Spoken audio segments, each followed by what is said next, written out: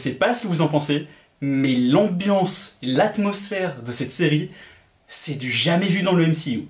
Bonjour à tous et à tous, c'est Erwan, j'espère que vous allez bien. On se retrouve donc aujourd'hui pour parler du premier épisode de la série Secret Invasion, donc la nouvelle série Marvel du MCU, donc voilà, qui a débarqué aujourd'hui sur Disney+. Il n'y aura pas de spoiler dans la première partie de vidéo, après on reviendra sur quelques points assez importants de ce premier épisode, mais je vous repréviendrai en temps voulu. On est reparti pour parler d'une nouvelle série Marvel semaine par semaine, un peu comme on avait fait avec She-Hulk l'année dernière, parce que oui, ça fait déjà... Alors ça fait 10 mois que She-Hulk a commencé, ça fait presque un an, c'est vraiment ça passe très très vite. Et surtout, ouais, ça fait 8 mois qu'on n'a pas eu de série Marvel, donc voilà, ça a commencé à se faire attendre, donc là ça fait du bien que ça soit de retour. Si tout va bien, chaque mercredi, il y aura donc ma vidéo sur l'épisode de la semaine.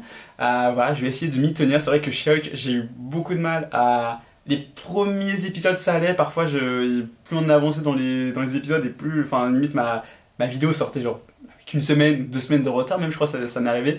Là on va essayer de pas en arriver là. Normalement le mercredi, donc jour de la sortie de l'épisode, voire le jeudi au plus tard, vous avez ma vidéo dessus. Voilà. En tout cas c'est l'objectif, on verra si j'y arrive. Après bon, il n'y a que 6 épisodes, ça devrait le faire.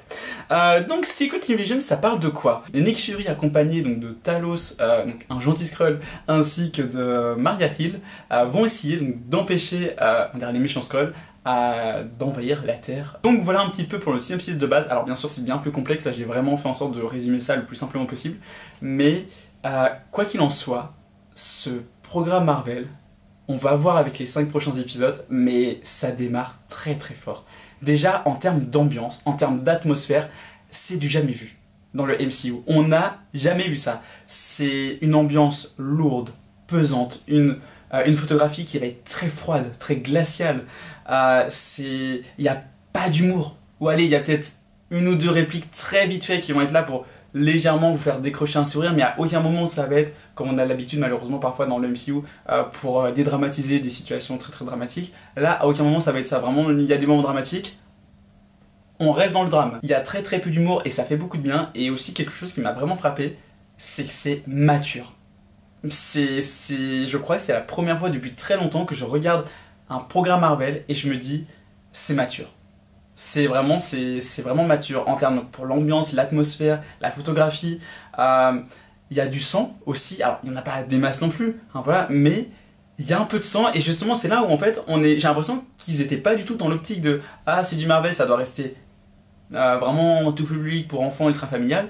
Là ils sont en mode non non on va faire notre truc. Alors attention c'est pas trash, hein, c'est pas trash du tout, mais ça fait du bien en fait. On voit qu'ils osent, on voit qu'ils sont un petit peu sortis de leur sentier battu. Après attention, voilà, bon, vous me connaissez, je suis un giga fan du MCU, je suis un giga fan de Marvel. Vraiment les Marvel très drôles, voilà, ça me gêne pas, au contraire j'adore. Vraiment pour le fait que parfois ça dédramatise pendant des séquences dramatiques avec de l'humour, ça me gêne pas non plus. Voilà, mais c'est vrai que ça fait du bien aussi, quand on va sur quelque chose de très très mature. C'est aussi un bonheur de retrouver Nick Fury, surtout que Nick Fury est vraiment au centre, il est ultra important à l'histoire. Et j'adore, on va avoir même une scène d'intro que j'ai trouvé très très forte, qui va durer pratiquement 10 minutes. Hein. Le générique aussi, le générique est très beau. Vraiment j'aime beaucoup, même la musique du générique, elle m'a vraiment marqué. Ça faisait un petit moment qu'une musique, on va dire qu'un générique de série Marvel m'avait pas autant marqué. Peut-être aussi parce que pour certaines séries, les génériques sont très rapides. Là, le générique, il dure bien 1 minute à peu près. Donc voilà, donc on a vraiment le temps de voir des images. C'est un vrai générique de série comme à l'ancienne. Et ça fait du bien. Dès la scène d'intro, on va être plongé dans cette atmosphère paranoïaque, dans le sens où n'importe qui peut être un Skrull, que ce soit, ça peut être votre meilleur ami, ça peut être un membre de votre famille, ça peut être la personne en qui vous avez le plus confiance. Et en fait, ça peut être un Skrull, en fait, qui travaille contre vous, et enfin bref, ça peut être vraiment dramatique. Et c'est vrai qu'il y a vraiment des moments où on se pose la question sur certains personnages si est-ce que c'est pas un Skrull ou pas, et voilà, ça va un petit peu jouer là-dessus. C'est encore gentil dans ce premier épisode, mais j'espère qu'ils ont vraiment poussé le truc un peu plus loin dans les prochains épisodes. En tout cas, voilà pour cette partie sans spoiler. On va passer en partie avec spoiler. Donc si vous nous quittez maintenant, n'hésitez pas à vous abonner, mettez un petit pouce bleu, voilà, vous partagez la vidéo, me suivez sur Instagram, mettez un petit commentaire si vous en avez envie. Et je vous dis à très bientôt, et pour les autres, on passe en partie spoilers. J'ai adoré revoir Talos, et surtout voir Talos on va dire en forme humaine, donc là je pense que c'est vraiment l'acteur quoi. Et franchement il a vachement de charisme, je le trouve hyper attachant, et c'est vrai que c'est intéressant le fait d'avoir des gentils Skrulls comme Talos, et des méchants Skrulls. C'est triste par contre le fait que sa femme, et donc la mère du personnage joué par Emilia Clarke, donc je crois que c'est Gaïa, si je dis pas de bêtises, voilà, elle est décédée malheureusement. Mais on sait pas, alors on commence à savoir pourquoi, et je me pose la question si, est-ce que il n'y aurait pas un petit retournement de situation où voilà, en fait, elle serait toujours en vie, ça serait boss pour l'ennemi, on ne sait pas. Ah voilà, je suis en train de imaginer, en fait, elle bosse avec les méchants Skrulls, elle est dans le même camp du coup, donc qu'Emilia Clarke, et Emilia Clarke, enfin son personnage, enfin Gaïa du coup, est au courant que sa mère est toujours en vie. Ce qui pourrait expliquer aussi sa réaction assez froide, et qu'elle demande c'est arrivé comment, tout ça, tout ça. Peut-être parce que elle est au courant que sa mère est en vie, mais elle veut juste savoir ce que son père, il sait, tout ça. Alors ça se trouve c'est pas ça du tout, hein, vraiment, mais ah, ça serait pas mal comme théorie.